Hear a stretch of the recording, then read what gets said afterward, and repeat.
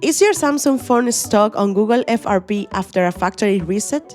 And you're running Android 16 with the latest security patch? Don't worry, because in this video, I'm gonna show you how to bypass the FRP on your Samsung phone in minutes using iMobie DriodKit.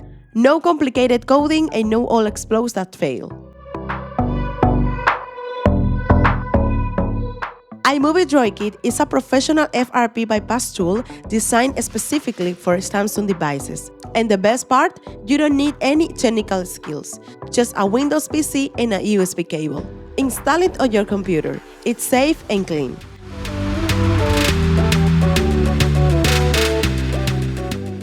Open the program and you will notice that it not only removes the FRP lock, but also has other unlocking features such as screen lock and data recovery. For our purpose, we will select the option FRP bypass. After you press start, the program will ask you to connect your locked device with a USB cable. Make sure it's a real data cable and not just a charger one, because the software needs to talk to your device. Select Android 16, click Next, and the program will read your device information. These steps usually takes between 20 seconds and 2 minutes.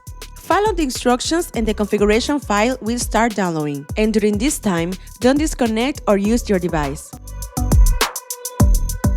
When it's ready, click Start to bypass.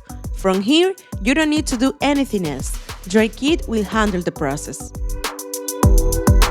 In a few minutes, you will see the message that the bypass is completed and the FRP lock has been removed. Simply connect it to a Wi-Fi network and set it up the way you like. It's important for you to know that this method is only for educational use and should only be done on devices you own. Don't use DriodKit on stolen or unauthorized devices.